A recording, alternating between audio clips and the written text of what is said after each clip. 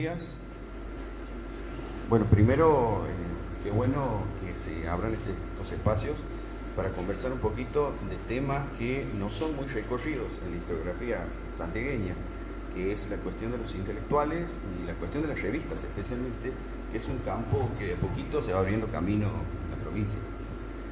Y en este sentido arrancamos con Los Inmortales, que es un grupo que aparece en 1917, justamente en un momento en que terminaba un periodo histórico santiagueño, que es el periodo conservador, y empezaba otro periodo que es el periodo radical. En esa transición aparece este grupo. Un grupo que es el primer grupo importante en el sentido de que va a producir demasiadas transformaciones y una de ellas son la prolífica aparición de revistas. Es impresionante este periodo que va entre 1917 y 1920. El local donde va a funcionar este grupo, donde va a operar este grupo, es el Colegio Centenario. Fíjense ustedes que es una ruptura, porque casi todos los grupos intelectuales elegían la Biblioteca Sarmiento. Y este es un grupo que rompe esa continuidad y comienza a operar desde el Colegio Centenario. Bueno, ¿por qué el Colegio Centenario? Y aquí sí tenemos que hacer un análisis de formación del grupo. ¿Quiénes eran? Este grupo está formado en un 70% por estudiantes.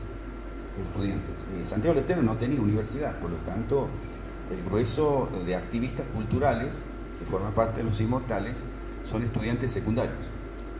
Y en el momento en que se forman, en 1917, el actor, estudiante, digamos, está empezando a ser protagonista. Y vamos a ver por qué. Pero lo que sí les quería contar que la recluta de Los Inmortales tiene entre ellos estudiantes del Colegio Nacional, del Colegio del Centenario y del Colegio Normal, de la Escuela Normal.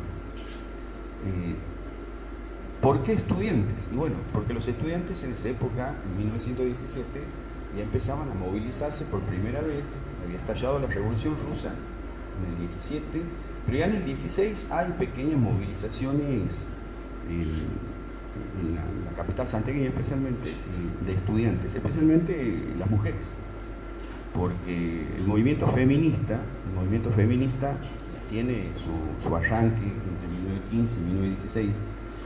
Bueno, primero quiero hacer un paréntesis antes que nada, ¿no? Este es un libro de 2016, o de 2010, o sea, este trabajo es de 2010.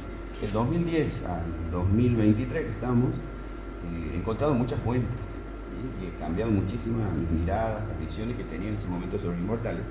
Por eso, esto que estoy diciendo, por ejemplo, no lo van a encontrar en el libro, que está agotado también, pero no lo van a encontrar. Y es que entre el 1915 y 1916 ha habido un movimiento feminista muy importante en la capital santiagueña, y especialmente formada por estudiantes de la Normal, ¿sí? Y de la Centenario, ¿no? Eran dos colegios donde las chicas, digamos, tenían referentes muy importantes. Uno de los referentes del Colegio Centenario es Isolina Figueroa.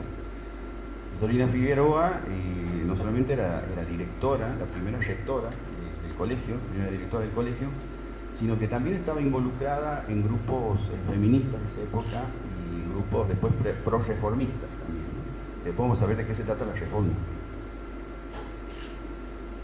Estos grupos que estoy citando, bueno, se encuentran con sus pares, los varones del Colegio Nacional y del Centenario, y comienzan a aglutinar un movimiento cultural, el primero en su especie, que son Los Inmortales.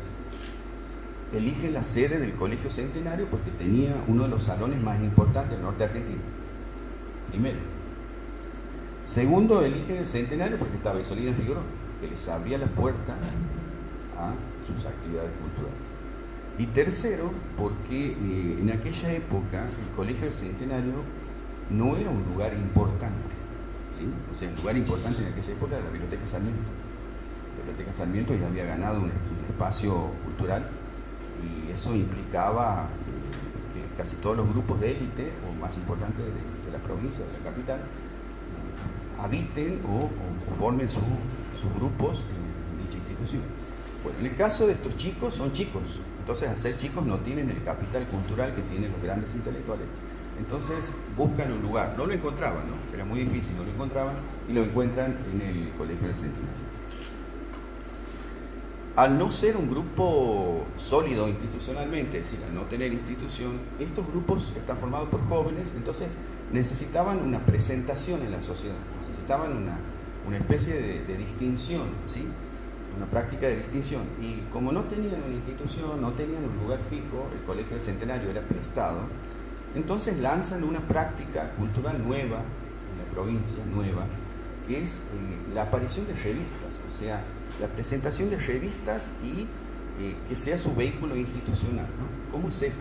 ¿No había revistas antes? Sí, había revistas, pero la mayoría de las revistas que había en Santiago del Estero eran revistas educativas, ¿sí? Revistas educativas motorizadas por docentes, generalmente docentes de la primaria. Pero este tipo de revistas que aparecen, que son revistas de combate cultural, y que son nuevas, digo nuevas porque son revistas culturales, que es un tipo o género que aparece en la provincia con los inmortales, y la lanzan a la calle, ¿sí? La revista se llamaba Bohemio. No sé si... La revista se llamaba Bohemio. Esta es la primera revista que sale en Santiago del Estero como revista cultural, ¿no? Vuelvo a repetir, había revistas, sí, había revistas, pero eran revistas educativas, no eran culturales. ¿Y cómo defino una revista cultural? Y tiene varias características. La primera de ellas es que intenta informar a un lector especializado, porque el lector que recibe o lee esta revista es un lector especializado en novedades culturales. Esa es la primera característica. Si mi vehículo va a informar sobre novedades culturales, quiere decir que esta revista tiene una sección muy importante dedicada a libros, ¿sí? A libros, a charlas, conferencias en Buenos Aires, a ideas. Y esta revista se convierte en difusora del arielismo. Así se llamaba el movimiento que elige esta revista transmitir, informar a la comunidad intelectual o cultural de Santiago del Estero. Segunda característica, la revista está plagada, si observan ustedes, no sé si pueden observar, pero está plagada de ensayos, poesías y referencias, artículos sobre intelectuales que ellos admiran, porque voy a repetir, es un grupo de jóvenes. Y hay artículos sobre José Enrique Rodó, que es un pensador muy escuchado por las juventudes americanas en esa época. Hay artículos sobre Rubén Darío, otro de los admirados por este grupo. Y además la figura del intelectual ha cambiado. La figura del intelectual hasta 1917, quiero hacer la aclaración, no estoy hablando del campo intelectual santiagueño, no de otra provincia ni a nivel nacional, porque generalmente la historia cultural de las provincias, en este caso de Santiago del Estero, a veces está desfasada de lo que ocurre en las metrópolis, en este caso Buenos Aires, Córdoba, Tucumán o Santa Fe. Y ese es otro tema que lo conversaremos en otro momento. Les decía entonces que esta revista llega a difundir, a transmitir el arielismo, y si está transmitiendo el arielismo, quiere decir que es una revista antipositivista. Es decir, se para frente al mundo cultural santiagueño contra los positivistas. Ahora, ¿quiénes son los positivistas? Porque siempre una revista sale para atacar, ¿sí? Para atacar a un oponente, y en este caso el oponente, y aquí está un problema, porque los oponentes son los profesores del Colegio Nacional, de la Normal, del Centenario, que eran positivistas, que era la corriente hegemónica en el campo educativo en ese momento. Justamente estos jóvenes salen a enfrentarlos. Y este es un problema porque casi todos sus profesores, no se olviden que estoy hablando de alumnos que están cursando el secundario. Entonces, va a ser un problema porque muchos de los profesores van a condenar revistas, ¿no? Van a condenar revistas. Estos profesores tienen acceso, son intelectuales muy destacados y tienen acceso a los diarios grandes, que en esa época es el Liberal y el Siglo, y ahí nosotros podemos encontrar algunos artículos donde se condena este tipo de emprendimiento. O lo denigran o lo dejan sin importancia, ¿no? Tratan de bajar su valor artístico y cultural. Bueno, lo cierto es que es un grupo que se lanza atacando a los positivistas. El segundo blanco de ataque es que es una revista anticlerical. Uno cuando es chico, bueno, aquí seguramente vamos a debatir mucho, pero uno cuando es chico es contestatario. uno cuando se hace grande es conservador. Y no se olvide que esto es un grupo motorizado por jóvenes en su mayoría, y bueno, en esa época ser contestatario era ser anarquista. Casi el 40% de estos estudiantes son anarquistas, el resto son socialistas, bueno, las chicas son feministas. El feminismo en esta época en Santiago del Estero, que es una cuestión tampoco no estudiada, casi la mayoría de las chicas no encontraban lugar en los partidos políticos, y entonces el único lugar que encontraban era la cultura. En este caso, la cultura anarquista, la cultura socialista en Santiago, era el lugar más preciado, digamos, por el conjunto de chicas que trataban de abrirse paso en la cultura, porque muchas de estas chicas van a escribir más adelante y van a ser importantes, no solamente en la Brasa, sino en otro grupo más adelante, ¿no?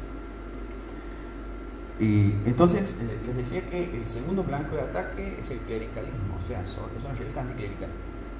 O sea que, a ver, vamos a ponernos a pensar, había que buscar también otro enemigo, y en este caso era la iglesia. Y si eran socialistas y eran anarquistas, era el blanco certero, digamos, de las críticas que hay a toda una serie de cuestiones de prácticas religiosas con las cuales los chicos no estaban de acuerdo, etcétera, etcétera.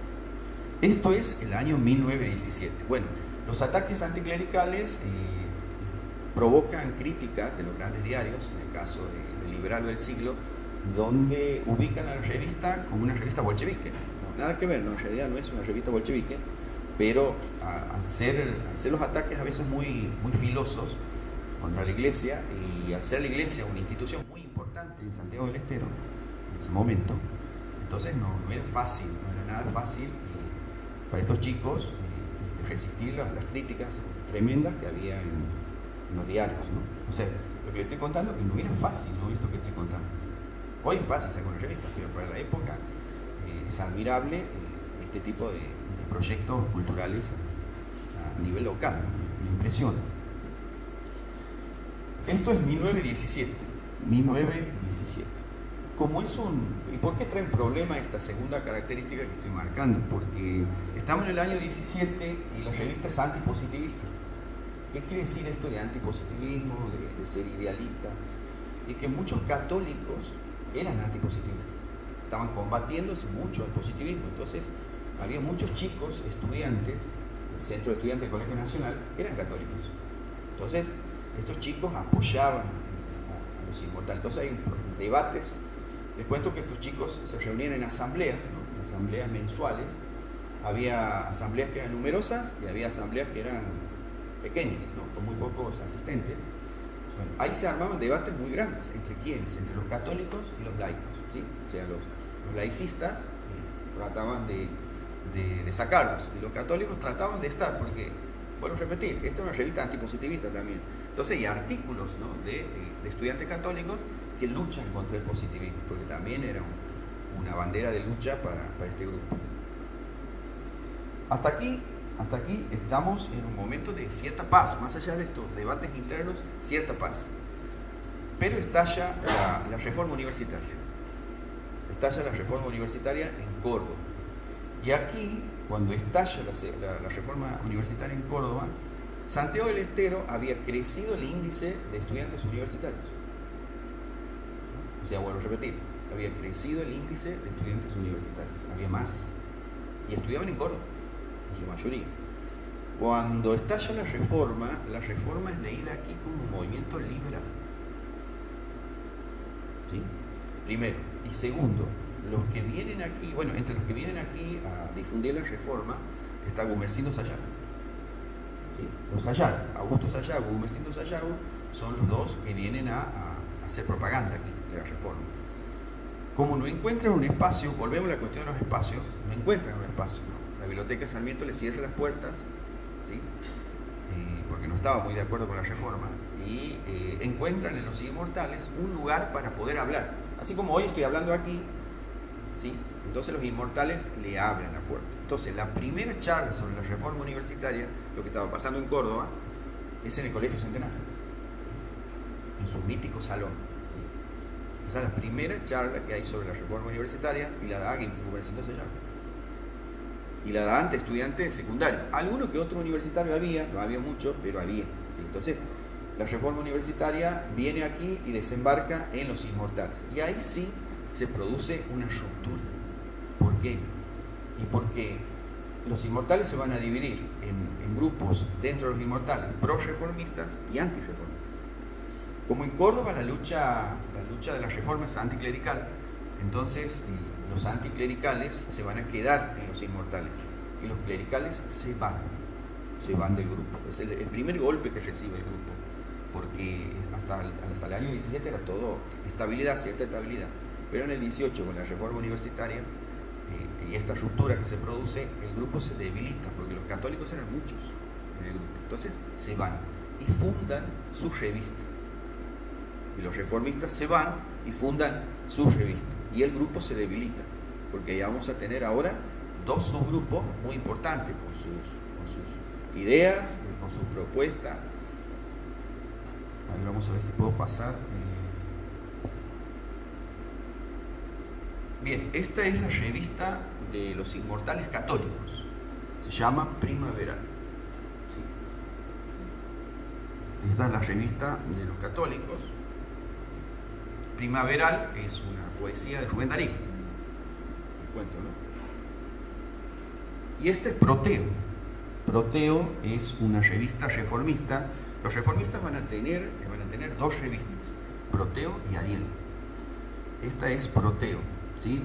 Es una revista que va a durar, primero una característica de estas dos revistas, van a durar, tanto Ariel como Proteo y Primaveral, van a durar 1918, porque salen para combatir entre ellas, ¿sí? Para combatir, interesante, ¿no? Porque yo recién les decía, Bohemia sale para combatir contra lo institucional, contra lo que había, o sea, los maestros. Siempre los discípulos combaten a los maestros, bueno, habían salido a combatir a los maestros. Bueno, esta ya es una lucha interna entre reformistas y antirreformistas. Entonces las revistas combaten. Es interesante, ¿por qué? Porque primero no tenían los espacios, no tenían la biblioteca Sarmiento, entonces ellos combaten con revistas, es la arma elegida para combatir. ¿Qué encuentro en Proteo y qué encuentro en Ariel? Primero que encuentro una interesante crónica de lo que está pasando en Córdoba. ¿Sí? O sea, uno si quiere ver, obviamente que no es la única puerta, el único puente por donde puedo entrar a ver lo que está pasando en la Reforma, pero yo quiero saber qué pasaba en la Reforma, tengo que ver estas revistas, porque cuentan, o sea, muy detalladamente de los problemas que hay en Córdoba y de cómo se va desenvolviendo la reforma. Y si quiero ver a los antirreformistas, tengo que ir a Primavera. ¿Sí? ¿Por qué es tan importante una revista cultural? Y porque las revistas, primero que son efímeras, duran a veces un instante, a veces duran mucho tiempo, pero son una puerta de entrada documental muy importante, porque los grandes diarios, el Santiago del Estero, por ejemplo, tanto el Siglo como el Liberal, nada dicen de una marcha grande que hubo ese año, en el año 18, y que terminó al frente de San Francisco, donde combaten, o sea, se agarraron, hubo violencia entre reformistas y pro-reformistas. No dice mucho, ¿sí? Hubo denuncias a la policía, detenidos. Obviamente, como son estudiantes, son los padres, ¿no? Que son llamados a que pongan a sus hijos en su lugar. Ahí se enfrentan dos grupos estudiantiles, los pro-reformistas y los antirreformistas, con sus banderas, que son en las revistas. Pero esa marcha es nuevo, porque no había habido una marcha así de ese tipo, y se enfrentan al frente de la iglesia de San Francisco. Ahora, volviendo a las revistas, Primaveral sale, tiene muchos números, tiene mucho capital, porque, ¿qué pasa? Que los católicos aquí tenían mucho acceso a capital, ¿no? Económico, digo, ¿no? Entonces es una revista que va a tener muchísimos números y tiene padrinos muy poderosos. Uno de los padrinos de esta revista es Baltasar Oleche Alcorta, ¿no? Es un intelectual católico muy importante del periodo, pertenece al Partido Radical en esta época, y va a poner mucha plata para que esta revista intente continuar en el 18, porque era importante desactivar a los reformistas en ese momento. Proteo y Ariel tienen también un padrino muy importante, que es Marco Figueroa. Marco Figueroa se ha recibido en Córdoba, es reformista aquí, forma parte de los reformistas aquí, va a liderar muchas marchas y va a organizar muchas conferencias en el Colegio Centenario para tratar de impulsar la importancia de la reforma. ¿Sí? ¿Tiene algún resultado la reforma aquí en Santiago del Estero? Sí. tiene muchísimos resultados. Una de ellas es la formación de los centros de estudiantes.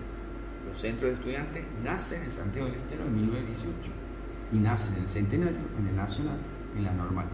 Quiero hacer una aclaración, ¿no? Existían centros de estudiantes antes, había reuniones, había grupos, sí, había reuniones, había grupos, pero la idea de centro de estudiantes como una entidad o como una agrupación que intente mejorar la situación de los alumnos institucionalmente era nuevo. O sea, las agrupaciones que había generalmente para la época era para armar algún acto, ¿sí? Para hacer algún homenaje, pero nada más. Estos centros de estudiantes van a empezar a salir a la calle, ¿sí? Empiezan a salir a la calle. Ese es uno de los más grandes logros que hace la reforma aquí en Santiago del Estero. El segundo logro de la reforma es impulsar un proyecto que nace en estos años, recién se lo va a haber concretado en 1929, que es la primera universidad popular. No se olviden que nosotros aquí no había universidad. Sí, no había universidad. Voy a repetir, el segundo proyecto que había en esta época, estamos hablando del 18, van a pasar muchísimos años, hasta el 29, van a ser la primera universidad popular. O sea, ellos estaban convencidos que la educación tenía que ampliarse, porque no nos olvidemos en la época, todavía la educación era algo que a pesar que se estaba expandiendo, todavía era muy limitada, ¿sí? Muy limitada. Y creo que eligen también el Colegio Centenario, porque el Colegio Centenario también formaba parte de un proyecto de extensión educativa, muy interesante, bajo el gobierno de Antenor Álvarez, porque el colegio lo fundan en un barrio muy vulnerable para la época. Entonces, es muy simbólico esto de que los reformistas usen como base el Colegio Centenario, porque uno lo ve el Colegio Centenario, es impresionante, pero digo, la fundación de ese colegio ahí tiene mucho de simbólico, ¿no? Porque lo hacen en un barrio muy vulnerable, y bueno, la reforma intentaba aquí en Santiago del Estero llevar la educación a esos sectores, ¿no?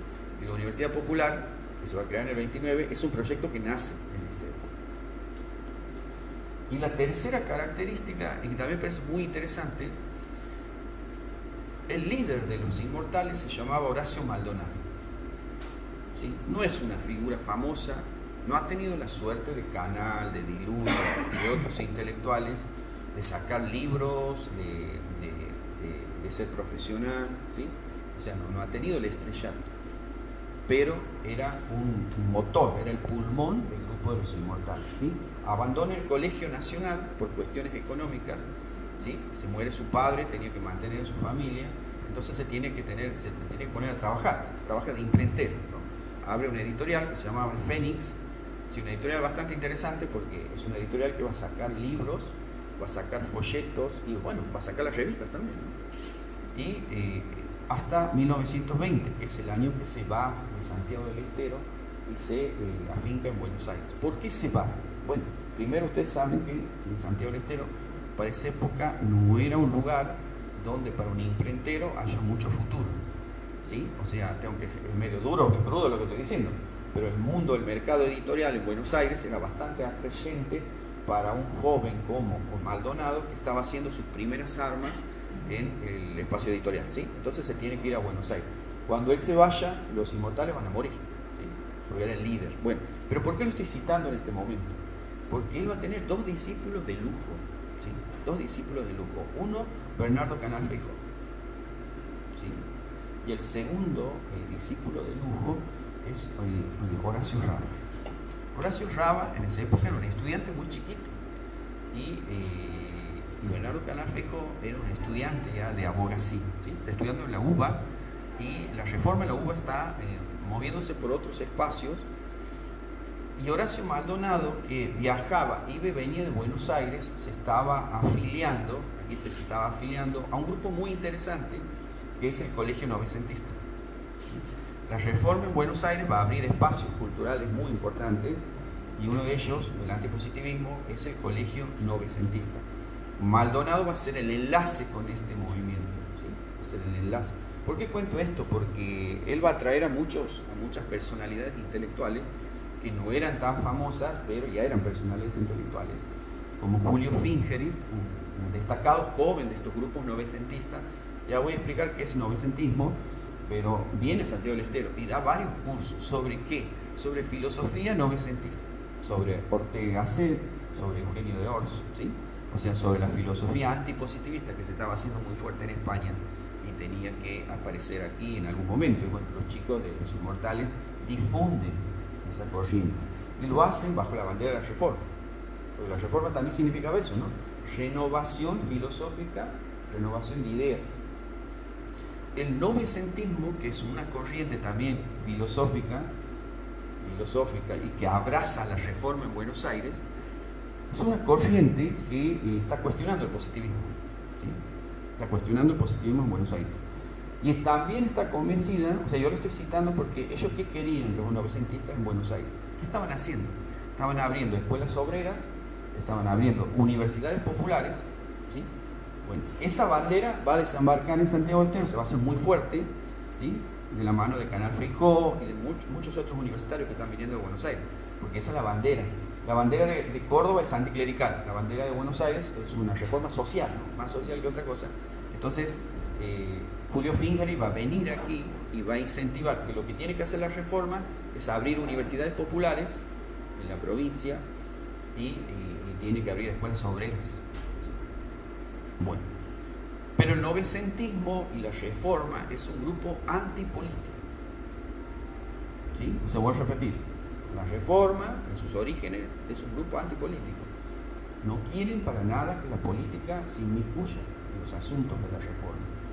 Y eso va a provocar un debate muy grande. Uno de los intelectuales, uno de los jovencitos que más participa en estos debates, Bernardo Canal Feijó, él se oponía, ¿por qué les cuento esto? Porque recién yo les decía que en Los Inmortales había socialistas y anarquistas. Como nos acercamos a un cambio de gobierno, en el 20 va a subir Manuel Cáceres con los radicales se están moviendo aquí en la provincia, ¿sí? A nivel nacional gobierna Hipólito Yrigoyen está apoyando la reforma universitaria en Córdoba. Entonces los radicales se están moviendo en política. Como se están moviendo en política, también se están acercando a esta agrupación, a Los Inmortales. Hay muchos radicales que se unen a este grupo y ahí se produce un debate, porque en ese momento está desembarcando el novecentismo, que es antipolítico. Entonces va a haber un debate muy grande adentro del grupo, donde van a estar los que apoyan el uso de la política para actividades culturales y la antipolítica, es decir, no querían saber nada de la infiltración de ninguna idea política, o sea, que estaban en contra de los socialistas, de los anarquistas, de los radicales. ¿Sí? Esto es un debate muy grande que va a hacer desaparecer a las revistas, ¿sí? Va a hacer desaparecer a las revistas. ¿Por qué cuento esto? Porque Canal Feijó, esa bandera que la está levantando ahora, la va a levantar en la brasa, ¿sí? Porque todo lo que, o sea, es imposible estudiar la brasa sin primero estudiar Los Inmortales, porque todo lo que está haciendo Maldonado con Los Inmortales es el primer campo de exploración y de ensayo de los chicos que son de la brasa, que después van a ser más grandes y van a lanzarla en 1925. Es imposible no estudiar a los Inmortales. Como hay una gran cantidad de chicas en el grupo, ¿sí? Porque hay muchas chicas, Isolina Figueroa, que es la líder, la ala más visible de Los Inmortales, la ala femenina de Los Inmortales, ella también está formando, ¿no? Ojo, una de sus discípulas es Blanca Irurzun, ¿sí? O sea, muchas de las discípulas que nosotros vamos encontrando, estoy nombrando algunas, ¿no? María Aliaga Rueda también es una discípula de Isolina, y son mujeres que también están activas bajo la reforma en este momento y bajo Los Inmortales, y están abriendo espacios. Para la época de las chicas es muy difícil de escribir, ¿no? Muy difícil de escribir. Por ejemplo, María Aliaga Rueda usa el seudónimo de Tito para escribir. O sea, se puede encontrar muchísimos trabajos de María Aliaga Rueda y usa el seudónimo de Tito. Isolina Figueroa usa el seudónimo de Temis, ¿sí? Y para que ustedes vean que las mujeres sí escriben, pero usan seudónimo, claro, para que puedan escribir en los diarios, ¿sí? O en las revistas. Por lo tanto, hay una actividad muy fuerte de las secciones femeninas de Los Inmortales. La reforma es un evento en Santiago del Estero que en el 19 se termina. Se termina porque, 19 ocurre en Santiago del Estero un evento que es a nivel nacional, que es la Semana Trágica.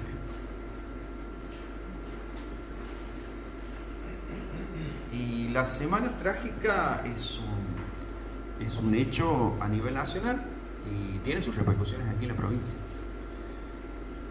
Y justo se da cuando los radicales intervienen, están preparando todo el terreno para intervenir la provincia, ¿sí? Porque no se olviden que gobernaba Cabanillas, ¿sí? Gobierno conservador, y los radicales están empezando a intervenir en cada provincia que es opositora. Entonces interviene en la provincia en el 20, entre el 19 y el 20 hay intervención, los radicales están desestabilizando al gobierno local. Y en ese interín ocurre la Semana Trágica. Y la Semana Trágica es un golpe de muerte para los inmortales, porque el nacionalismo, como corriente de ideas, también tiene mucho de antipositivista, porque es esencialista. Es idealismo también el nacionalismo. Entonces muchos de los inmortales se unen a la condena de la Semana Trágica. Y son muy pocos los inmortales que la rechazan. ¿Sí? Cuando digo condena de la Semana Trágica, bueno, en Santiago del Estero los sindicatos son cerrados, se persigue a los comunistas, se persigue a los anarquistas, se persigue a los socialistas, se persigue a todo que tenga color rojo o color negro. Entonces todos los sindicatos son cerrados y los inmortales ya eran sospechados de ser un grupo con anarquistas y socialistas. Entonces muchos inmortales se van del grupo, ¿sí? Se van del grupo porque tienen miedo, porque están deteniendo, ¿sí? Están deteniendo mucha gente.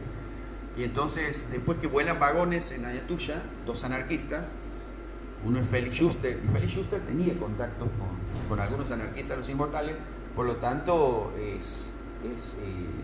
hay persecución, hay un poco de temor, ¿no? En ese sentido, entonces, en el año 19, los inmortales empiezan a quedarse solos.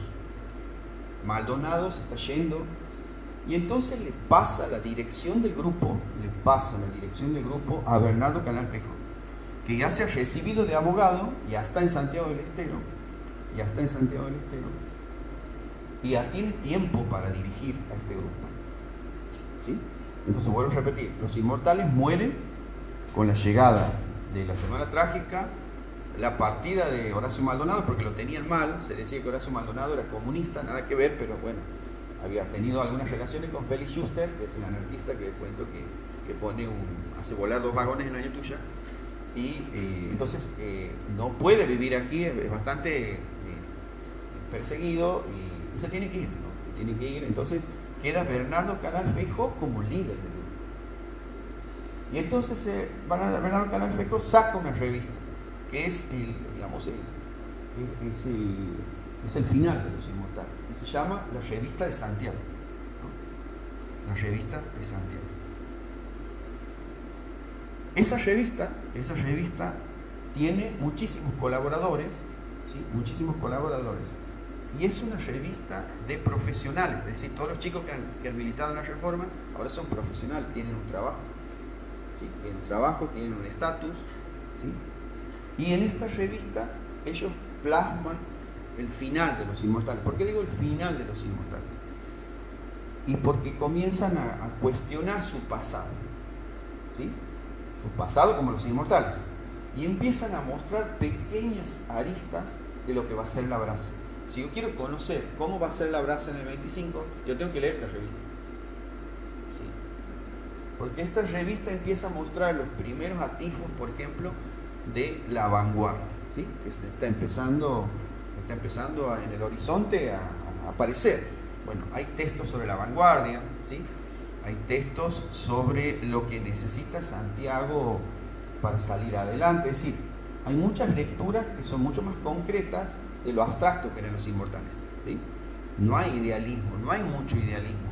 Es como que el positivismo está volviendo en esta revista, y es porque las vanguardias están cada vez reemplazando más a lo que era el idealismo arielista de los grupos como los inmortales. Y también tengo que decir que la revista de Santiago llega por primera vez a la Biblioteca Sarmiento. Es que son abogados. Canal Feijó es abogado, Emilio Cristes, o sea, toda la gente que se recibió de profesionales entran a la Biblioteca Sarmiento. Y ahí, con esa entrada, porque eso es un cambio, es una aceptación de la institucionalidad, digamos, de élite cultural, con ese desembarco en la Sarmiento del grupo Los Inmortales, se terminan Los Inmortales. ¿Sí? Porque la última reunión de Los Inmortales está fechada en diciembre de 1920.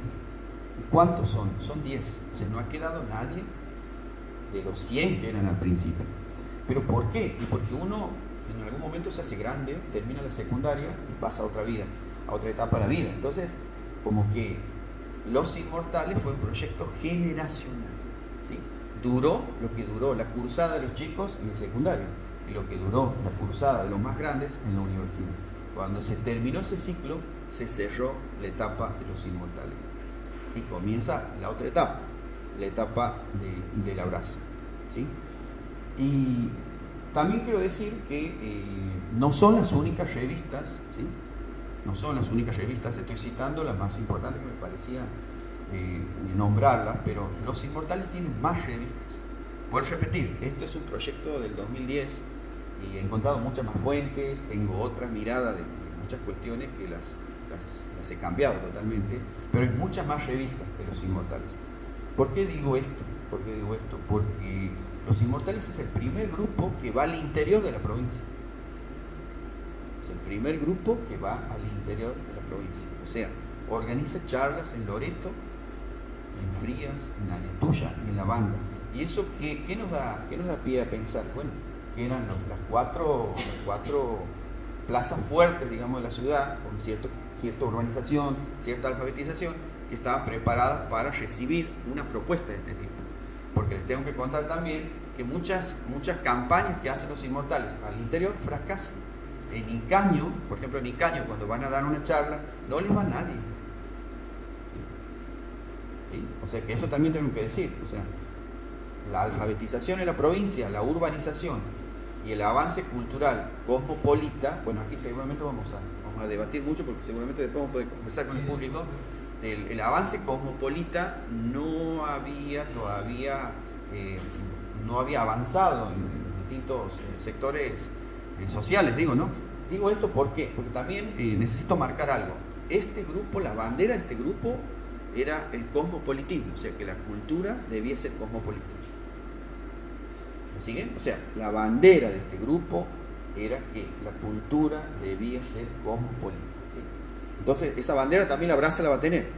Las campañas en el interior era porque querían llevar ese mensaje, ¿no? Y bueno, en algunos puntos fracasan, en otros triunfan, ¿no? Especialmente en estas ciudades que estoy citando, ¿no? Loreto, Ayatuya, Frías. Y es porque tiene un porcentaje de población ya alfabetizada importante y tiene un lector, ¿no? Porque vos para llevar esta propuesta tienes que tener un tipo de lector, ¿sí? Y me olvidé de Sucho Corral, ¿no? También Sucho Corral es visitado en esta época y también les va bien, pero en otros lugares les va mal, ¿no? Quiero marcar esta diferencia. Otro detalle también que quiero marcar con Los Inmortales es que si bien apoyan a Andrés Chazarreta, porque Andrés Chazarreta en esta época ya está dando sus conciertos, está tratando de abrir un espacio para el folclore, si bien lo apoyan, tienen sus reservas. ¿Está claro? Este grupo tiene sus reservas. Sí, lo apoyan, pero tienen sus reservas. Puedo repetir, ellos apuntaban en realidad a una renovación cultural cosmopolita, o sea, a tratar de que Santiago del Estero esté inmerso en el mundo cultural universal, no local ni nacional. Digo esto porque va a haber otros grupos que van a tener ese objetivo de interesarse mucho más por el folclore, pero en este momento Los Inmortales no están muy interesados, ¿sí? Hay una especie de carga cosmopolita muy importante y es porque en ese momento casi todas las provincias también tienen grupos parecidos y es porque es el camino cultural que ellos piensan es el mejor, ¿no? Y tal vez tenga que ver también este antipositivismo, este idealismo europeo que está llegando a estas tierras y está impactando a estos grupos. Podemos decir entonces que Los Inmortales ha sido el primer grupo que ha generado transformaciones culturales, sí, porque nada va a ser igual después de Los Inmortales. ¿sí? Primero, que todos los grupos culturales van a tener que tener una revista, por ejemplo, para su presentación. Segundo, que todos los grupos culturales van a tener que generar conferencias. Porque voy a repetir, si había conferencias antes que eran educativas, no, estas son conferencias culturales, ¿sí? Y tercera característica, generalmente la gente que lidera estos grupos son intelectuales que tienen que tener sí o sí nexos con Buenos Aires. ¿Qué quiere decir esto? Que culturalmente hablando, Santiago del Estero está cerca de Buenos Aires en estos años cruciales de transformación, ¿sí?, social y económica de la provincia, si lo queremos ver de esa manera, pero está muy cerca de Buenos Aires. Automáticamente visitantes que llegan a Buenos Aires van a empezar a venir aquí. Entonces, esa cercanía que hay entre Santiago del Estero y Buenos Aires es un logro de este grupo. La Brasa lo va a profundizar, pero este grupo lo va a empezar. Son los primeros, son los pioneros, ¿no?, de este tipo de proyectos. Estar cerca de Buenos Aires, no encerrarse, ir a Buenos Aires y traer las novedades culturales y de esa manera actualizar el campo intelectual, ¿sí? Y bueno, me parece, pues me gustaría conversar con los chicos. Bueno, vamos a brindar un fuerte aplauso por la disertación a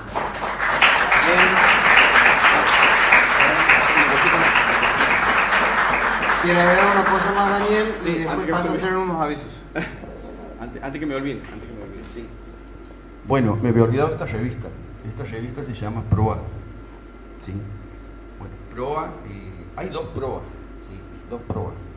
Está la Proa de 1921 y esta es la Proa de 1924, ¿sí? Son las primeras revistas de vanguardia en Santiago del Estero.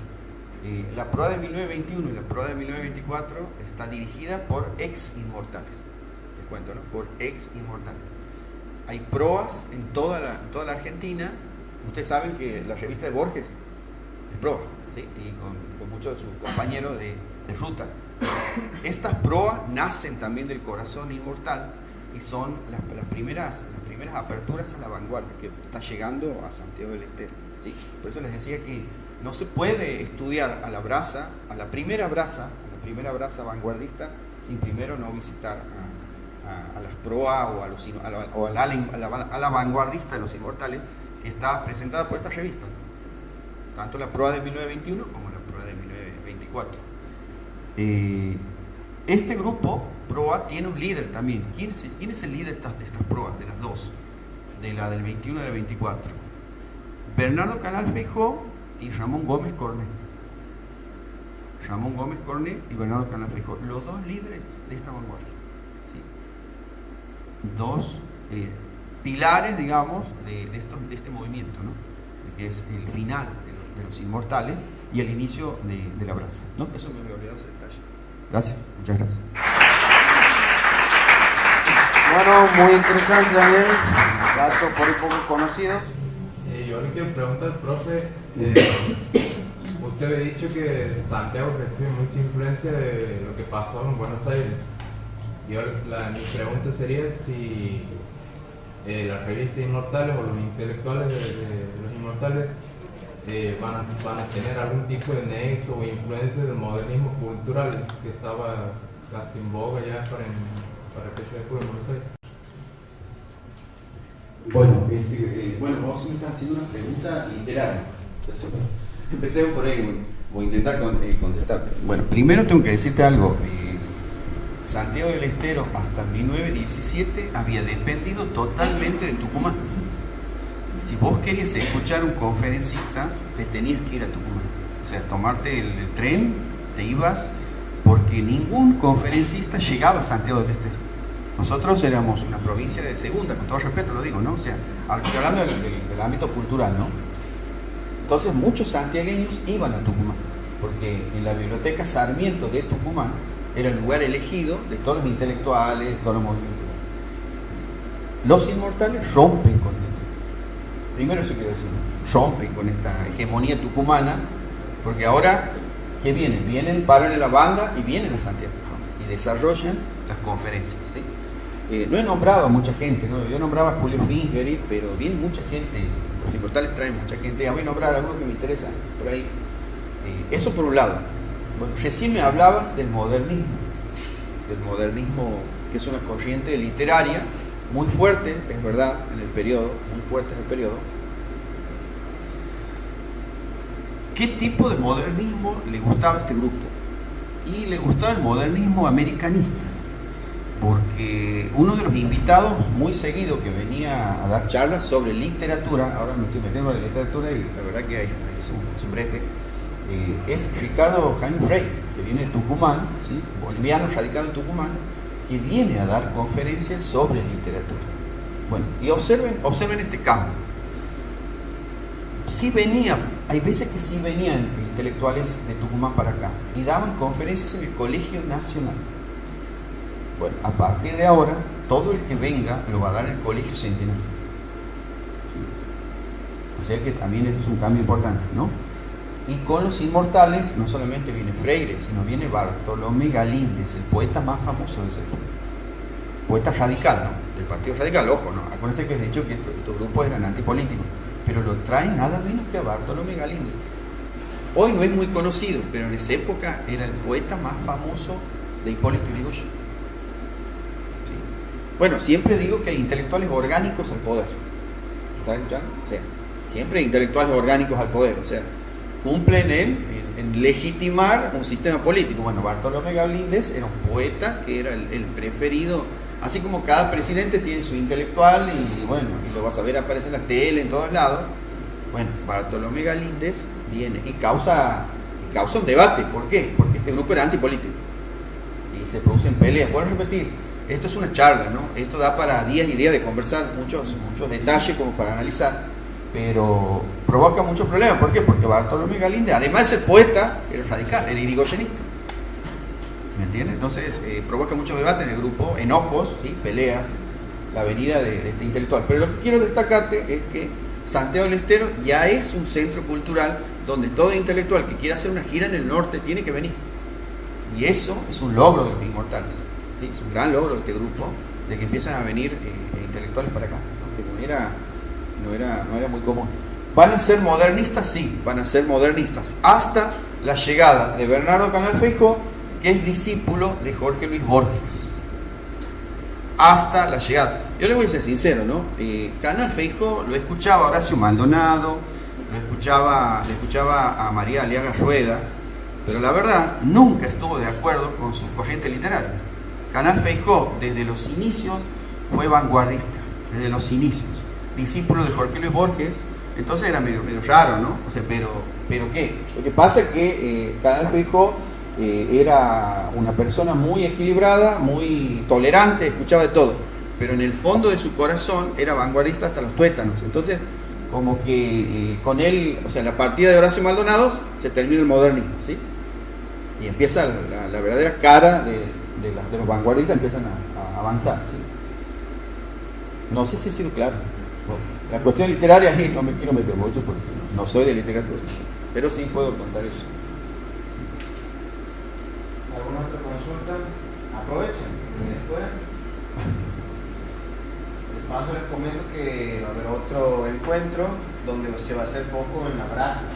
Y después van a seguir el ciclo hablando sobre los proyectos de Estado en Santiago del Estero, el PINOA, la Corporación del Río Dulce, las regiones y sus potencialidades y obstáculos, historia de la educación, la influencia de los nativos, inmigrantes italianos y inmigrantes sierra-leoneses también en la cultura santiagueña.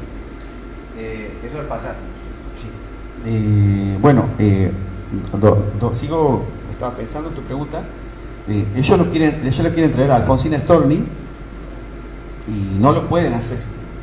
Lo va a hacer la brasa, ¿no? Te cuento, porque en la brasa sí había inmortales, ¿no? Que siguen pensando que el modernismo es superior a la vanguardia. Ellos la querían traer a Alfonsina Storni, no lo pueden hacer en esta época, pero va a venir a Santiago, ¿no? Más adelante, pero va a venir. Lo quieren traer a Borges, no lo van a lograr ahora, pero va a venir más adelante. ¿Sí? No quiero contar estos detalles, ¿no? Porque ellos tenían proyectos de traer intelectuales súper importantes, pero bueno, no lo logran en esta primera etapa, pero lo van a traer. ¿sí? Lo querían traer a Tagore, por ejemplo, que en el 23 viene Tagore, lo querían traer a Victorio Ocampo, no lo van a poder hacer ahora, pero lo van a hacer más adelante. O sea, había una agenda, ¿no? Les cuento que había una agenda de intelectuales. Lo querían traer a Leopoldo Lugones. No lo van a poder hacer, pero sí va a venir Lugones en el 25, ¿sí? O sea que ese era el proyecto, o sea, logran traer intelectuales muy importantes para la época. Estoy hablando del campo literario, ¿no? Me estoy acordando a quién querían traer, aquí no lo logran traer, y bueno, pero esta gente termina viniendo a Santiago del Estero.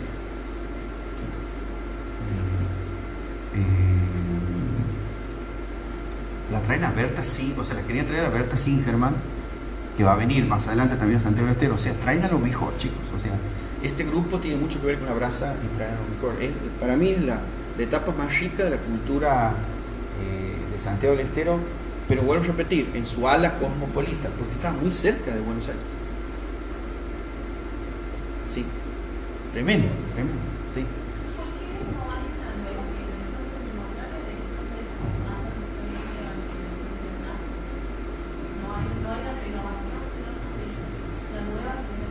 Bueno, primero ahí nos vamos a meter en otro tema, que son los tipos de intelectuales. Este grupo rompe con un tipo de intelectual. El intelectual hasta el 17, o sea, el tipo de intelectual que nosotros tenemos en Santiago del Estero hasta el 17 era orgánico. Vos tienes dos tipos de intelectuales, el orgánico y el crítico o libre o independiente. El orgánico es el que está al lado del Estado, o sea, va a legitimar siempre el discurso estatal. Y generalmente el intelectual que vos tienes hasta el 17 es docente. En Santiago del Estero son los docentes los que cubren todos los espacios intelectuales y es un discurso que legitima un gobierno X, ¿sí? Es el intelectual que legitima una práctica política, etcétera, etcétera, pero ese era el tipo de intelectual que había. Ahora el intelectual que aparece es distinto.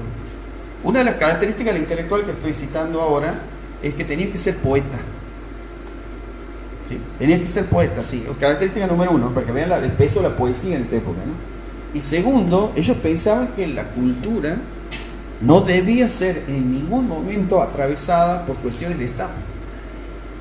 Por eso les cuento que estaba llena de anarquistas, llena de socialistas, bueno, no miraban muy bien. Y obviamente había muchos vanguardistas, y las vanguardias nunca se han llevado bien con la política. Entonces el tipo de intelectual que desembarca en Santiago del Estero, aquí, en este momento, es un intelectual antiorgánico.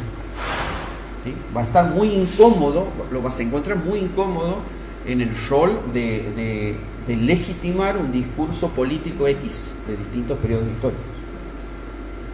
Y bueno, y también tengo que decirte que cada intelectual corresponde a un periodo histórico y yo creo que en esta época el intelectual tenía bastantes espacios para no ser atrapado en la grilla política. O sea, tenía espacio para moverse como para no ser atrapado. Más adelante va a ser muy difícil, por eso tal vez me encuentras Inmortales o La Brasa. ¿Sí? O sea, todos los emprendimientos de estos grupos son por fuera de la política. Entonces, vos para hacerlo tienes que tener ciertas características. El periodo histórico, el capital económico, ¿sí? Y no depender de nadie. Entonces, ahí sí, vos vas a tener un grupo independiente. Y yo creo que también tiene que ver con la bandera de las vanguardias, ¿no? Una vanguardia nunca ha estado a favor de políticas de Estado. Al contrario, siempre lo han enfrentado, las vanguardias, ¿no? Por eso como que no creo, porque yo creo que el intelectual ha ido perdiendo eso a lo largo del tiempo. El trabajo de Enrique Lassmann, por ejemplo, que no sé si alguien lo ha leído alguna vez, ahí te muestra él muy bien, es un trabajo que no ha sido publicado, pero debería ser publicado. Él te muestra ahí cómo del 50 para adelante vos no tienes trabajos críticos para nada en la provincia. Mientras que del 50 para atrás, época de la vanguardia, del intelectual libre, crítico, independiente, vos tienes un montón de ensayos. Entonces vos te deberías preguntar por qué ha desaparecido el ensayo y tal vez tengas algunas respuestas, pero ahí ya deberías meterte con la historia política, ¿sí? Aunque todas las historias se tocan en algún momento, pero me parece que el intelectual libre e independiente es una especie en extinción en un momento en que los orgánicos dominan el campo, ¿sí? Vos necesitas sí o sí estar legitimando un discurso político. Entonces me parece que este tipo de intelectual, que vuelvo a repetir, y ahí entramos en gusto, para mí esta época es única, Cada época es única e irrepetible, ¿sí? Esa es la historia. Pero me parece que no creo que tengamos un espacio de este tipo nuevamente, porque las coyunturas históricas han cambiado y no son las mismas.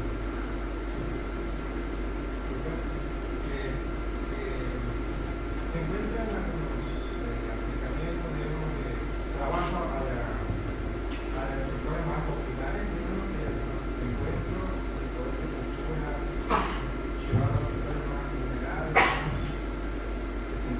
Sí. El grupo de los Inmortales tenía escuelas obreras en banda, y yo creo que ellos, lo que hacen ellos lo van a perfeccionar, la brasa va a perfeccionar eso y va a abrir su primera universidad popular. Pero tenían escuelas obreras. ¿Pero por qué? Porque tenían anarquistas. ¿Sí? Estos intelectuales en su mayoría, por más que algunos no lo digan, algunos lo decían, eran anarquistas. Van a encontrar que La Protesta es uno de los diarios más leídos por este grupo. Y me parece que había un sentido antipolítico muy importante, y eso los acercaba mucho a los trabajadores, ¿no? Pero en clave no política.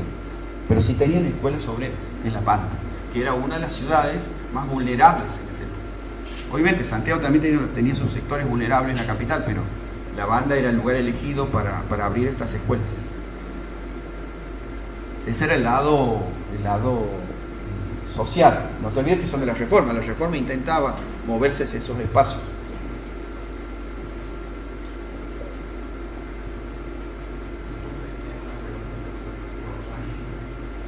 No. El tema de cómo reaccionó el gobierno provincial y la política en general ante la aparición del grupo de los Inmortales. Los bombardeó directamente y indirectamente, como presidencial, ¿qué posición tomó en el gobierno conservador radical? Bueno, qué pregunta interesante, porque ustedes saben que uno puede decir o mantener un discurso, pero hay veces que ese discurso es muy débil cuando llega el momento de las relaciones interinstitucionales. Bueno, yo he encontrado que este grupo tenía un gran apoyo a nivel local, que era Alejandro Gancedo. O sea, sí tenía relaciones con la política. ¿Sí? Por repetir, es un grupo antipolítico, pero sí tenía relaciones con un intendente que se llama Alejandro Gancedo, hijo. ¿Sí? O sea, que tenía una relación con un político. Y Alejandro Gancedo era... ¿Por qué con Gancedo? Vamos a empezar por ahí, ¿no? ¿Por qué con Gancedo? Gancedo era un hombre de mundo. Y el país que más admiraba a Gancedo era Francia. Y la ciudad que más admiraba era París. Y cuando Alejandro Gancedo va a escuchar una conferencia de Emilio Christensen, que Emilio Christensen era un intelectual y era un poeta ya en esa época, y lo escucha recitar en francés, al otro día Alejandro Gancedo les ofrece a estos chicos que vayan al Teatro 25 de Mayo y den la conferencia que quieren. O sea que el límite entre cultura y política está ahí, ¿no? O sea, lo puedes pasar tranquilamente, porque es inevitable que los espacios se rocen y se crucen e interactúen, ¿no? Y a partir de eso, Alejandro Gancedo va a publicar muchos artículos en el diario, en el Liberal, alentando a los Inmortales, que era la primera vez que había escuchado verdadera cultura en Santiago del Estero. Entonces, él los invitaba que vayan al Teatro 25 de Mayo. Quiero contarles algo, ¿no? Yo he hablado de los Inmortales. Había muchos grupos, otros grupos de la época. Y el grupo donde estaba Gancedo, que había chicos también, pero había grandes, se llamaba Orientaciones Modernas. Ese grupo hacía todas sus actividades en el Teatro 25 de Mayo. Hoy la charla es sobre los Inmortales, pero necesito contarles que el campo tenía muchos grupos. Para que haya un grupo, debe haber otros grupos. Bueno, este era el otro grupo que había, se llamaba Orientaciones Modernas, eran positivistas, y Alejandro le prestaba el Teatro 25 de Mayo, porque eran chicos también, ¿no? Y no todos los chicos estaban con los Inmortales, quiero hacer esa aclaración. Había otros chicos que no pensaban así y estaban en otro grupo como Orientaciones Modernas. Y había chicas que estaban en otro grupo de chicas que se llama el Conservatorio Santiagueño, donde también tenía muchas actividades culturales, y el Teatro 25 de Mayo era una de sus sedes. ¿Sí? ¿Pero por qué? Porque las chicas que estaban en ese grupo eran de música clásica, y que los recitales de música clásica se hacían ahí, y había conferencias culturales Ese era otro grupo, por ejemplo. Todas chicas de grupo. María Aliaga Rueda era una de los pulmotores de ese grupo. Sí. Profe, disculpe, y si podría, no sé si lo tiene preparado ahora, pero o si no, para el próximo encuentro, hacerle justicia a esos grupos y mencionarlo, no entrar, mencionarlo para que queden presentes que existieron. Todo aquello que no se nombra, bueno, va a pasar de largo, ¿no? Sí, lo que pasa es que, bueno, hay muchos grupos, chicos. Me parece, bueno, nombro dos, pero había varios grupos, ¿no? Varios grupos. Esta es una época vital, porque, vuelvo a repetir, surgen grupos, hay revistas, hay un mercado, un pequeño mercado chiquito, pero un mercado al fin, donde hay diarios, hay revistas, ¿sí? Se ve que la alfabetización de Santiago había dado sus frutos, entonces había un gran consumo de productos de este tipo. ¿Alguna otra consulta? ¿Cómo estás? Sí. Usted había hablado al principio de un primer grupo feminista, ¿verdad? ¿Este grupo tiene nombre? ¿Saca en algún momento de alguna revista? Si hay escuchado que tiene una colaboración con la revista de los inmortales, pero si tiene alguna revista que sea particular y si el grupo tiene algún nombre o si después continúa y llega a tener nombre. Ajá. Bueno, mira, primero revistas no he encontrado que hayan sacado, no han logrado sacar revistas, pero sí vas a encontrar sus artículos en revistas y en diarios, ¿no? Usaban seudónimo para escribir, no escribían todas, pero se reunían en el Colegio Centenario. Era el centro de estudiantes del Colegio Centenario, ¿no? La sección femenina, ¿no? Creada en 1918 a partir de la reforma universitaria. Y Solina Figueroa, que es una persona que estoy siguiendo hace mucho, Solina, es la directora de ese grupo, ¿no? Por eso a Isolina la terminan sacando de ahí, ¿no? La terminan sacando. No se olviden, estamos en una época de hombres, entonces es medio difícil que haya rectores, mujeres, había rectores varones en su mayoría. Y cuando se enteran que Isolina usaba la sede del colegio para los inmortales, para incentivar o para difundir el feminismo y todas esas cuestiones, se enteran del Consejo General de Educación y le inician sumario, que va a terminar con su salida como rectora, porque todo tiene precio, más está en una época muy difícil. Va a salir como rectora y va a entrar un rector, ¿no? Lo cuento. Sé que no va a terminar bien cuando se enteren. Pasa que, o sea, ¿qué pasa? Que Isolina también, digamos, se produce la Revolución Rusa y ella estaba en la calle, la ven. Y antes eran como 10 gatos locos, como no te van a ver, entonces te ven primer detalle. ¿Siguen? Entonces, ¿qué decía? En esa época el sindicato de maestros, el gremio de maestros, que se llamaba la Liga de Magisterio, era una liga muy nacionalista, ¿sí? Y no iba a permitir que una mujer camine en la marcha a favor de la Revolución Rusa, porque hay la marcha a favor de la Revolución Rusa aquí, donde ella caminaba. Reforma universitaria, marcha a favor, estaba Isolina, o sea, ya son dos. Marcha a favor de la Semana Trágica, 3. No, me siguen, ya eran 3, la tercera la vencida. Entonces, un gran protector que tenía en el Consejo General de Educación, porque tenía protectores, ¿sí? Tenía un protector que la admiraba muchísimo, no la puede proteger más. Si un día llega la orden de que se le iniciaba sumario administrativo. Vamos a ser sinceros, cuando alguien te quiere correr, no, bueno, aquí la mayoría creo que somos docentes, donde alguien te quiere correr, te inventa un sumario de aquí a la China, o sea, las invenciones judiciales están en el orden del día. Bueno, le inventaron un sumario y no pudo salir del paso y la sacaron. La sacaron justamente porque la consideraban peligrosa, ¿no? Porque estaba generando ideas nuevas y bueno, estaba formando, entonces terminó mal. Pero no logró sacar una revista, pero sí formó muchas intelectuales, Blanquiruso, Clementina, María Aliaga Rueda, formó muchas chicas que van a ser importantes después. Hay muchas, ¿no?, que no han sido famosas, pero que han sido formadas después. Para la época es una mujer muy interesante, ¿no?, para la época, ¿sí? Porque la mayoría estaban calladitas, o sea, no se animaban a enfrentar al sistema. Profe, en la actualidad se observa la cantidad de grupos culturales o intelectuales similares a los inmortales, por ejemplo,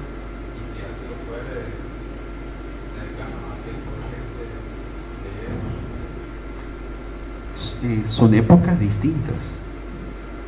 No se puede comparar porque son épocas distintas. Hoy el intelectual tiene otro rol, otras funciones, más académico. Son épocas totalmente distintas. No las puedo comparar. No se puede comparar épocas, son totalmente distintas. Hay grupos intelectuales, sí, pero el fin de un grupo hoy es distinto, ¿no? Por ejemplo, los belgranianos buscan recordar, o sea, mantener una memoria histórica. Se me están ocurriendo, tratando de ver qué grupo tiene ese formato, ¿no? Los sanmartinianos tratan de mantener una memoria histórica, pero no hay este tipo de grupo. Intentaba innovar en el campo social, o sea, en la sociedad, innovar, traer ideas nuevas, y bueno, ese tipo de grupos no los veo, pero porque el rol ha cambiado, el intelectual ha cambiado. En aquella época el intelectual buscaba intervenir, ¿sí? Hoy el intelectual enseña, ¿me entiendes? O sea, enseña, es medio difícil que un intelectual intervenga, ¿no? Lo que pasa es que la mayoría de los intelectuales hoy son orgánicos. Y ahí está el tema, ¿me entienden? Estos grupos son antiorgánicos. Yo creo que hoy no durarían en el sistema. Este grupo no duraría, estarían en la calle también el otro día, o sea, por eso digo, o sea, no puedo comparar. No quería ser que antisistema de las revistas, como era la difusión, era oculta, iba directamente a grupos que tenían conexión con ese. Excelente tu pregunta. Este tipo de grupos también existieron porque existía una red que se apoyaban mutuamente. También había un grupo parecido en Tucumán, en Córdoba, en Santa Fe, que le permitía, mediante revistas, comunicarse, mediante el canje, ¿sí? Ojo, ¿no? El número de revistas que salían era muy poquito, o sea, 100 para Santiago, 200. Era una barbaridad, ¿no? Era una barbaridad, pero sacaban ese número. No había muchos tampoco. O necesitan un lector especializado para estas revistas, ¿sí? Pero la red que construyeron, bastante interesante. Buenos Aires, Santa Fe, Córdoba, Tucumán. Por eso les digo, Santiago del Estero fue conocida gracias a los inmortales. O sea, uno sabía que Santiago del Estero era una plaza para venir a hablar. ¿Por qué? Porque había un público. Ellos formaron un público, ¿no? Vuelvo a repetir, la brasa es decir, imposible sin la formación de un público como formaron los inmortales. Sus derrotas le sirvieron a la brasa más adelante. Profe, ahí me gustaría intervenir preguntándole, está bien, hoy ha cambiado el rol del intelectual y usted de cara a lo que se viene... El intelectual es opinólogo. Ajá. Y en esa época no, en esa época era intervencionista. Y de cara a usted, ¿cómo piensa? Perdón, me olvido de algo. Sí. Sí, no tengo que... el último intelectual que yo he conocido ha sido Raúl Darcos, de este tipo. Ha sido mi profesor. ¿Me siguen? O sea, me he olvidado, perdón. El último intelectual de este tipo que he conocido, este tipo, que es raro, porque vos repente las épocas son distintas, pero me piden allá que, bueno, vea, trate, compare. El que yo he conocido así es Raúl Darcos. Como ejemplo, ¿no? Sí, y de pensar. Consulto yo en proyección, no haga futurología porque no se puede, pero... No, futurología no existe. No existe, pero en base a las tendencias, a lo que veo hoy, ¿cómo piensa que puede llegar a ser el rol del intelectual y o qué necesita la sociedad de los intelectuales productores culturales? Bueno, mira la definición que vos estás dando. Eso es un intelectual hoy, productor cultural. ¿Sí? Sacas un libro, aquí estoy dando una charla. No, el intelectual en esta época tenía otro rol, o sea, de intervención, enfrentaba al sistema. ¿Entiendes? Entonces, ha cambiado la época. O sea, hoy, vos me dices, ¿qué se le pide al intelectual hoy? Bueno, lo que pasa es que hoy el intelectual está enseñando, forma parte del mundo académico, los debates son distintos, podemos debatir en qué es cultura, pero son otros los tiempos, y por eso es como que difícil que exista un grupo como los Inmortales o exista un grupo como la Brasa. Es difícil. ¿Alguna otra cuestión?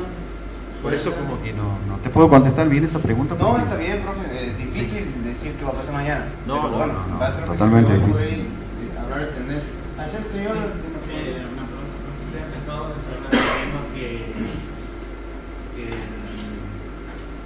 había conseguido nueva información sobre los documentales con Sí. respecto a su libro. Sí. Mi pregunta es, ¿qué ideas han cambiado o qué nueva información ha intentado con respecto a los libros? Bueno, lo primero nuevo que tengo es la importancia que le dio este grupo al interior de Santiago del Estero. ¿Sí? Porque hay una revista que encontraron que se llama La Palabra, 1917, de este grupo, ¿no? Que estaba armada para el interior. ¿Sí? Y La Voz de Sarmiento, segunda revista, también armada para el lector del interior. Cuando yo digo lector del interior, ¿a qué me refiero? Es que toda la información que hay en estas revistas habla de problemas del interior. ¿Sí? O sea que si estaban preocupados por el interior, estaban muy preocupados. Eso primero. Y segundo, eran mucho más de lo que yo pensaba. Yo he encontrado números, pero no, eran mucho más. Y había gente del interior. Yo pensé que era un grupo capitalino, entonces reviso mi error, ¿no? Porque muchas veces las fuentes te cambian todo. Era un grupo que iba mucho más allá de la capital santiagueña. Había bandeños, añapuyenses, loretanos. Les cuento que voy a reeditar el libro, ¿sí? Y cuando lo reedite, bueno, va a tener capítulos nuevos, obviamente. Sí, hay loretanos, hay frienses, hay suncheños. O sea, hay gente que, bueno, repetir, yo estaba equivocado, pensé que era un grupo santiagueño capitalino, pero no, era mucho más que eso. Y eso también me hace revisar una idea que había empezado la charla con eso, que es un grupo cosmopolita. No era solamente que era cosmopolita, sino también si pensaba en el interior, ¿no? Sí pensaba, y bastante. Eso sí. Una pregunta. Sí.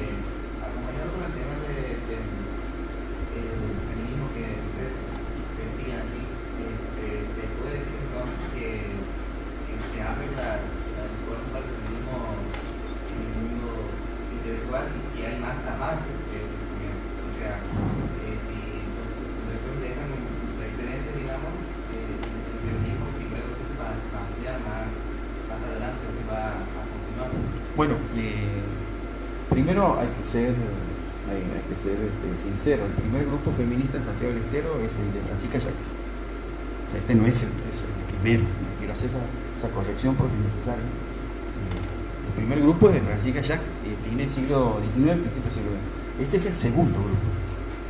Sí, va a abrir una puerta inmensa a las luchas feministas, porque en el 30, cuando aparezcan más mujeres luchando en esa línea, lo van a hacer gracias a estas chicas, ¿no? Las chicas son las que abren los espacios, porque les tengo que decir algo, los espacios culturales eran espacios de hombres, ¿sí? Era muy difícil encontrar mujeres. Bueno, no, ahora las estás encontrando, y bueno, cuando llegue la brasa la vas a encontrar más, ¿no? Porque les digo que hay dos brazas, ¿no? La brasa de los hombres y la brasa de las mujeres. Pasa que nadie ha escrito todavía un libro sobre la brasa de las mujeres, que de eso voy a trabajar en la próxima charla. La brasa de las mujeres, que vamos a ubicarnos en la época, o sea, también la época es difícil, o sea, no le podíamos pedir a la brasa que sea distinta porque la cultura era de ese tipo, pero no, se abre una puerta muy grande para las luchas feministas. ¿Sí? Profe, yo el tema del feminismo, ¿cuáles eran las características más importantes? Porque, digamos, sobresalía sobre la trayectoria de Isolina y por qué no ha tenido el apoyo que se merecía para continuar. Bueno, primero, pregunta muy grande, pero voy a intentar contestarla. Había mucha actividad para la época de las chicas. Las organizaciones católicas mantenían una hegemonía muy grande, o sea, no es que no había espacio, quiero hacer también una corrección, no es que no había espacio para las mujeres. Las organizaciones católicas hacían mucho que venían trabajando y tenían muchísimos espacios. Ahora, los espacios nuevos son espacios donde se lucha, por ejemplo, por el voto femenino. Y Solina luchaba por eso. Entonces eso es bueno. Pero para hacerlo se tiene que aferrar a la Revolución Rusa, se tiene que aferrar a la reforma universitaria, es decir, las alas revolucionarias de ese momento, porque la reforma también tiene muchas caras, no les cuento, ¿no? Estoy hablando de ese momento. Después la reforma se transforma en otro movimiento. Pero se luchaba aquí en Santiago del Estero y Solina luchaba por el voto femenino.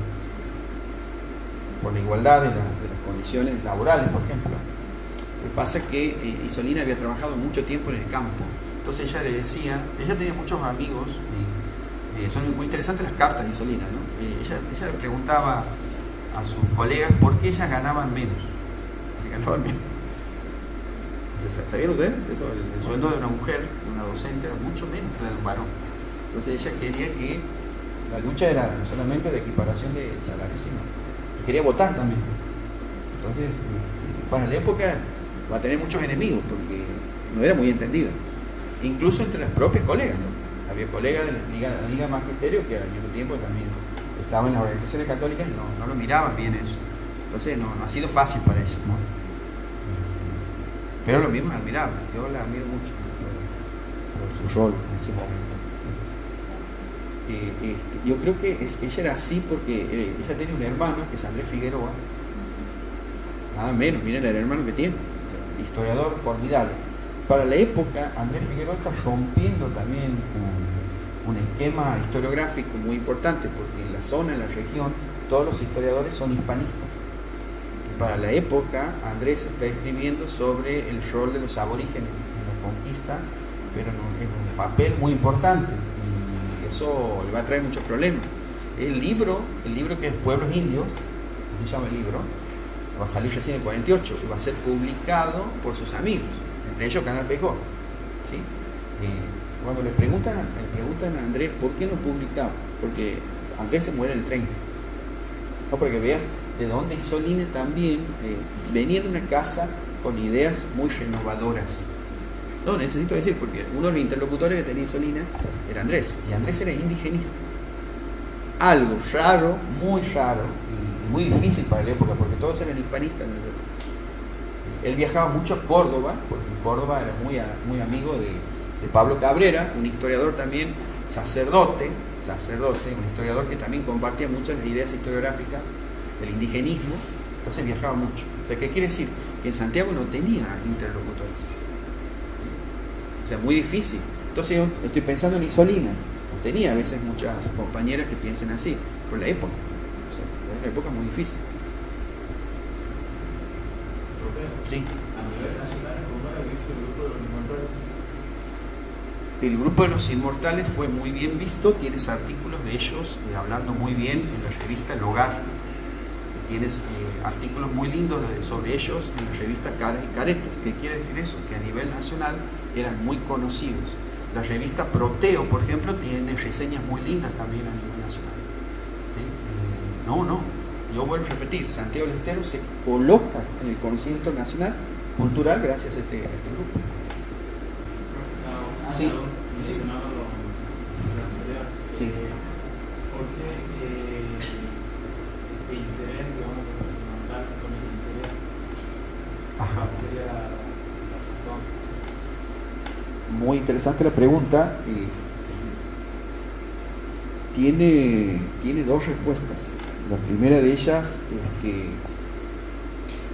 la mayoría de los inmortales del interior, que voy a repetir que ese va a ser un capítulo nuevo del nuevo libro, la mayoría de los intelectuales del interior, cuando vienen a Santiago del Estero y participan de los debates, de las asambleas, porque les cuento que este grupo tenía asambleas, la preocupación de ellos era cómo podían hacer para hacer a los pueblos progresar. Ahora, ahí deberíamos debatir qué es el progreso, ¿sí? ¿Qué es el progreso para determinados grupos? ¿Qué es el progreso para la localidad? O sea, ellos pensaban que el progreso significaba más diarios, ¿sí? más escuelas, que el tren llegue más lejos en su localidad, por ejemplo, o sea, llegue más lejos. O sea, tenían estaciones, pero que llegue más lejos. Y ellos querían que Santiago del Estero esté más presente en esas localidades, porque la época que estamos hablando es una época difícil. ¿Por qué? Porque el Estado santiagueño no tiene recursos. Y como no tiene recursos, muchas localidades estaban abandonadas. ¿Siguen? O sea, estaban abandonadas. Entonces, ellos van a buscar en los inmortales tal vez un espacio donde decir cosas que no la tienen. O sea, todavía el interior no es escuchado en la capital. ¿Sí? A ver, ¿qué pasa con esto? O sea, me voy a meter un brete también aquí. Muchas veces, para el periodo, la política que estaba lanzando el Estado provincial no llegaba a todos lados. Entonces había una necesidad de las comunidades de hacer sentir sus descontentos. Como no lo tenían, los Inmortales era un lugar, digamos, donde ellos podían decir, bueno, me falta esto, me falta aquello. Entonces ahí lograron entrar. Y vuelvo a repetir, aquí el rol de los docentes rurales ha sido clave.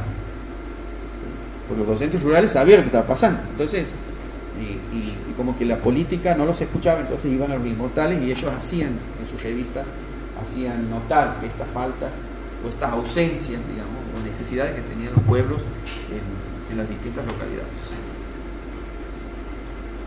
Y la segunda es que me parece que la idea de los Inmortales es abrir subsedes en las localidades.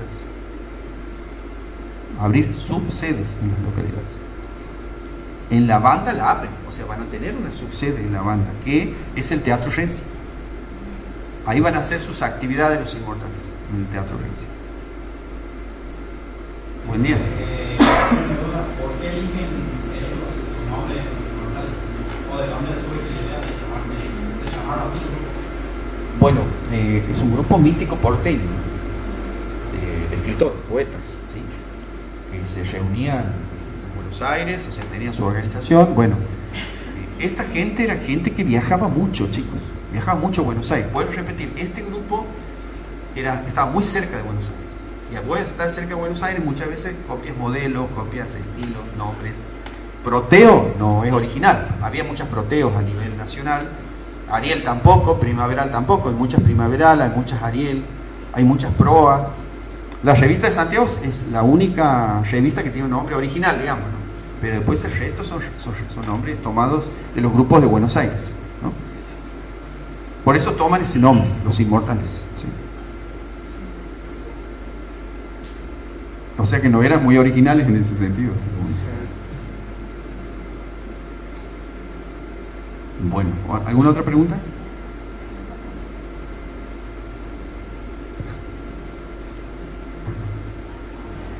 Bueno. El grupo cuando iba a Loreto, soy de Loreto, por eso me preguntas. Sos de Loreto.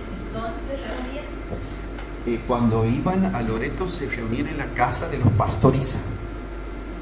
No sé si existirá algo de esa familia, pero de los Pastoriza. Ese era el local que ellos tenían cuando iban a Loreto.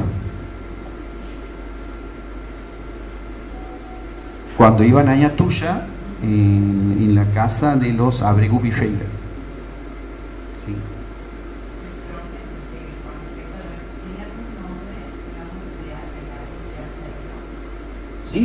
Sí, la gente que iba era por ejemplo, Carlos Abregu Virreira, era del interior, por eso conocía mucho el interior, viajaba mucho. Iba Emilio Christensen, Canal Feijó, Horacio Maldonado, Manuel Maldonado. Bueno, ese era el grupito que siempre andaba viajando al interior, ¿no? Para Termas, porque te veo bueno, para Termas, por ejemplo, el contacto que ellos tenían eran los Singer. No sé si te sonará algo, yo estoy contando los datos que tengo, por estar equivocado. Pero los Singer, por ejemplo, ponían su casa para que lleguen, ¿no? Ahí les fue mal, ¿no? No la nombré a Termas porque en Termas les fue mal. O sea, no le fue nadie. Para que vean que no era fácil este tipo de propuestas. No era nada fácil.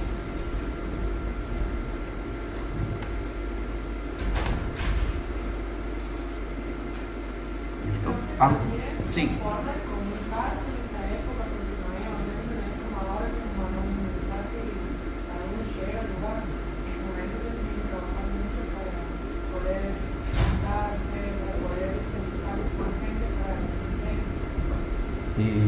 Lo que pasa es que no había, bueno, primero no había caminos. Vamos a empezar por ahí. No había caminos. Estoy hablando del interior, ¿no? No había caminos.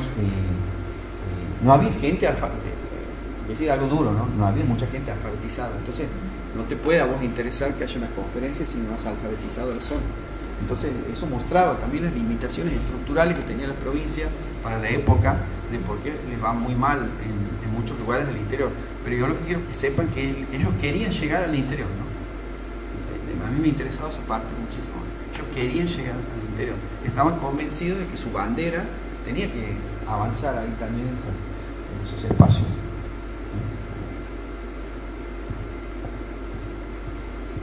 Yo tengo una hipótesis de por qué, lo último que digo, yo tengo una hipótesis de por qué se ha ido mal, porque eran cosmopolitas.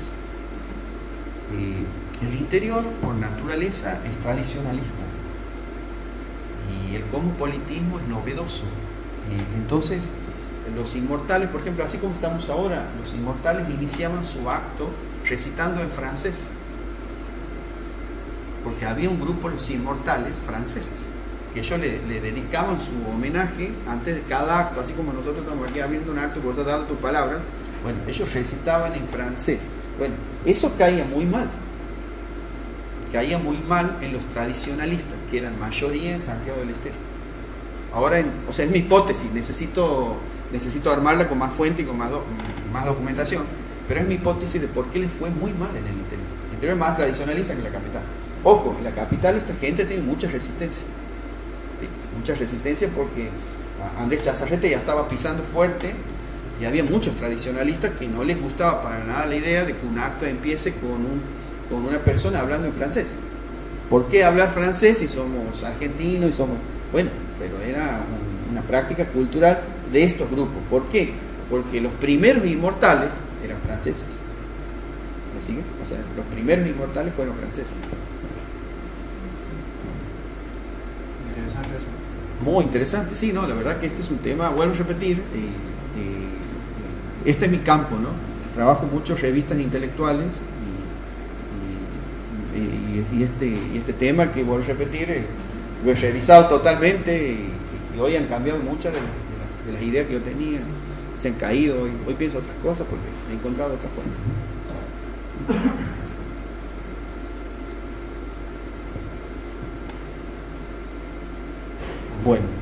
Bueno, primero te agradezco, Ezequiel, por este espacio, porque así como hay muchas historias o campos muy desarrollados en la provincia, como es la historia colonial, la historia religiosa, la historia económica, la historia política, la historia de revistas está en pañales todavía.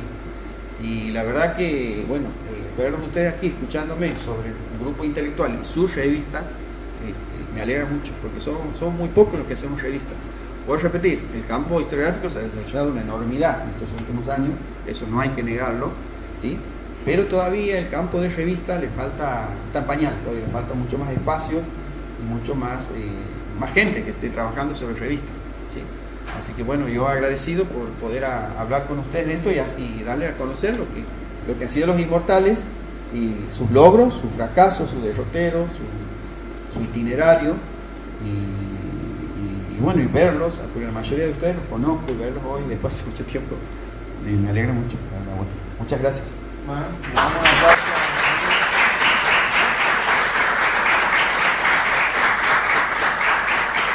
Bueno, Daniel, de mi parte, desde la Fundación Federalismo y Libertades de la Biblioteca Popular Pueblo Maestro, te decimos que siempre buscamos promover esos espacios abiertos, dinámicos, de interacción, bidireccional, ida y vuelta, para seguir construyendo lo que por ahí queda excluido, marginado, y para que se hable, porque es importante generar estos espacios de diálogo que también involucre a la gente y que permita que darle luz a cuestiones que por ahí no se hablan y por eso son bastante orgánicas, se puede decir.